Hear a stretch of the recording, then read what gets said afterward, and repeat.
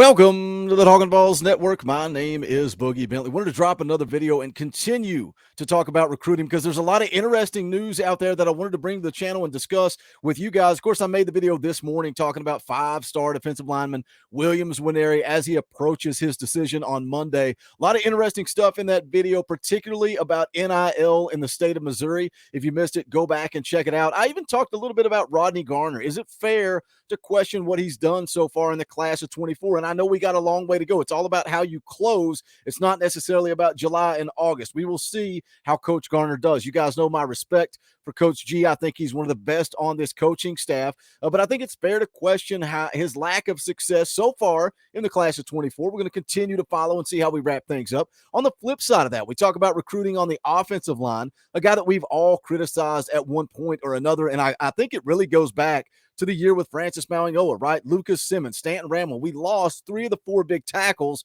that we were in pursuit of. We did get Shamrod Umarov in the boat, but I think that kind of formed this narrative that Glenn Ellerbe cannot recruit. He can coach, he can develop talent, but he can't recruit. If you look at what he's done so far in the class of 24, I think he's put together a pretty good haul of linemen. On the interior, you got a couple of four-star prospects in William Satterwhite and also Max Anderson. Both of those guys inside the top 250 nationally. Big win, huge win on the recruiting trail, landing Bennett Warren, four-star offensive tackle out of Texas. Now, could they look to add another four-star offensive tackle, a top 40 player in Jordan Seaton? You can see there on the screen, a four-star prospect. On3 industry rankings have him ranked 38th in the country as a prospect, the number 2 best offensive tackle in the country. Rivals.com actually has him as the top offensive lineman in the country. It's a very interesting recruitment. You know, at one point, Tennessee was pursuing him, and it was one of those deals. Can you continue to work on him, get him on campus, and see what happens? You go and look at the recruiting tab at On3, and you scroll all the way down to the visits. It's interesting, man. You open this up, and you look, all the unofficial visits he's taken. Alabama, Ohio State, Penn State, Michigan, USC, Florida, Rutgers, West Virginia, Miami, Virginia, Florida State, Oklahoma, NC State, Georgia, Virginia Tech, Colorado, North Carolina, but the only official visit he took was to Alabama back in June. So it's been a very, very interesting recruitment. Does Tennessee have a shot at the four-star offensive tackle? We've got some interesting news and notes to get into and talk about, but as always, do me a favor, smash the thumbs up just below the video. It's quick, free, easy. It helps the channel. I would greatly appreciate it. Also, if you're new to the Talkin VAWLS Network, welcome. We're not experts. We're not insiders. I'm not an X's and O's guy. I'm a Tennessee fan. I love Tennessee football. This channel is for the fans, by the fans. If you enjoy it, you like the content, you like what we do, make sure you subscribe. Click that bell for notifications. You're not going to miss out when we go live or when we drop a video. Right now, I'm live every Monday night, 6:30 p.m. Eastern time, playing NCAA football and talking all things Tennessee football. Also, every Wednesday night, 7 p.m. Eastern time, breaking down fall camp and looking ahead to kickoff. We're just a little over 3 weeks away. I cannot wait to kick things off against Virginia in Nashville, and that's right around the corner. Also, don't forget, we're going to be covering the live commitment of five-star defensive lineman Williams Nwaneri on Monday around 3 or 4. We'll see what time that actually goes down, but that's why you click that bell for notifications so you don't miss out. Let's take a look at the tape on Jordan Seaton. We'll get some highlights rolling here. I'm going to take a look at the scouting report and talk about, because we really haven't focused a whole lot on Jordan Seaton because there wasn't a whole lot of momentum there on the recruiting trail. But again, I'm going to get into where Tennessee fits into this thing here in just a moment. But the scouting report, Brian Doan, national recruiting analyst at 247 Sports, says he has the frame to play either guard or tackle at the college level. Plays left tackle in high school and has legitimate size and length. Saw play on multiple occasions during the 2022 season. Performed well against strong competition. High-level athleticism combined with a nasty streak. Is physical and active with hands. Says he has a forceful initial punch. Quick feet, allows for impressive lateral movement. Has ability to sink hips and explode into a defender. Brings ferocious attitude to the line of scrimmage. I'm falling in love with this kid already. Once engaged, drives his legs to push the defender back. Is difficult to disengage from for high school players. Athleticism shines when asked to pull, uses proper footwork, and gets into the gap quickly. Excellent body control and can target linebackers in space. Uses lower body strength well, including to correct within the rep. Scrapes and gets to the second level. Has athleticism to get out and lead on screens. Has a nice kick step and pass protection. Strong with initial punch and accurate with hand placement. Goes on to say here is patient in base and rarely reaches, moves well laterally to handle speed off the edge, shows ability to mirror, sometimes will block beyond the whistle, has to continue to remain focused and keep emotions in check during the game. I kind of like that. I kind of like that little bit of dog in him, saying that he struggles to stop on the whistle. Jeremy Banks, say what you will about him, love his heart. He's a guy that played on edge. And I think his junior year, he was a little past the line, but I think his senior year, he really dialed things in, played to the whistle. I don't mind a little dog in my offensive lineman. But it says he does need to remain focused, keep that emotions in check, should continue to refine technique.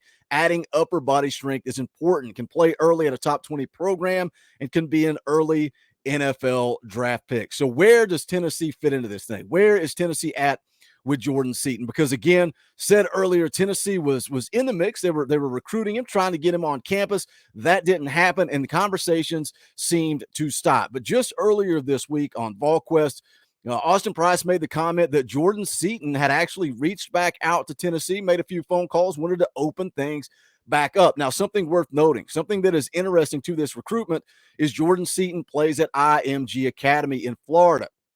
That's where Jonathan Eccles, the longest commit in the class of 24 for Tennessee, just so happens to play his high school football. Does that relationship with Jonathan Eccles maybe play into this some? And then also worth noting, another team that Jordan Seaton reached out to was the South Carolina Gamecocks. So even though he plays for IMG Academy, he's out of Washington, D.C., the same area as Dylan Stewart. And I was reading a report that said once Dylan Stewart committed to South Carolina, that kind of piqued the interest a little bit for Jordan Seaton. So again, starts to make the phone calls. It's this thing has a long way to go because again, all the unofficial visits that he's taken, he only took the one official to Alabama. So can Tennessee get him on campus? That's going to be the key. But for him to make that phone call, it's the same thing with Williams Nwaneri this morning. He made the phone call to reestablish communication with Tennessee. He's the one that cut it off. He's the one that reopened it. He did that for a reason. Now, do they ultimately land Williams Nwaneri? I don't know. We'll see what happens on Monday afternoon. Same thing with Jordan Seaton. He has that interest. I think Tennessee is going to be able to get him on campus. But again, very, very odd recruitment. All the unofficial visits, one official visit. You go and start searching the news, right? I start going through On3, through 247 Sports, Rivals, all the different places looking for information, looking for a lead, looking for a little bit of information to bring you guys. No reports from Chad Simmons. You got to go all the way back to January when all the buzz, all the talk was about Ohio State. You can see him in the RPM right there at the top. I don't think that matters. I did see a recent report from a couple of days ago over on 247 Sports. Bill Kurelik said the 6'5", 287-pound Seaton is now at Bradenton IMG Academy after previously being at Washington, D.C. St. John's. He's an elite talent who is supposed to play left tackle this season for IMG. Schools like Ohio State and many others have him on their radar as Seaton has changed schools.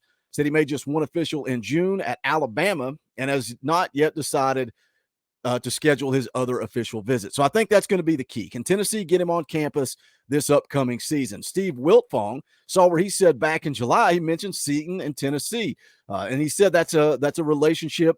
Seaton is going to be a guy that Tennessee continues to chop wood on. That's the phrase that Steve Wiltfong said. So continuing those conversations, continuing the phone calls, the text messages, whatever it is these coaches do to continue this recruitment of the four-star offensive tackle. The next question for me is Tennessee looking to take another offensive lineman? Because again, we go back to what Glenn Ellerby has done in this class of 24, adding William Satterwhite, Max Anderson, two really good top 250 prospects, two interior offensive linemen. Satterwhite ranked at 215. Max Anderson ranked at 219. That's really good on the inside. Adding Bennett Warren, 157 nationally, four-star offensive tackle.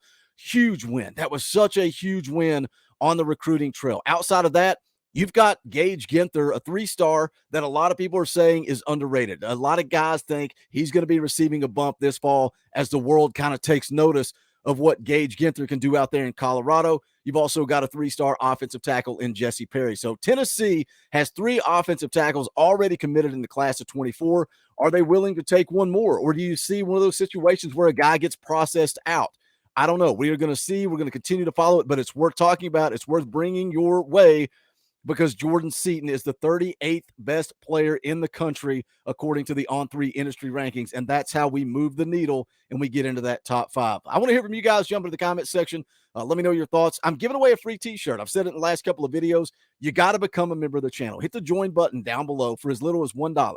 $1 a month, you will be entered into the raffle. We're going to announce the winner on Wednesday night show, 7 p.m. Eastern time.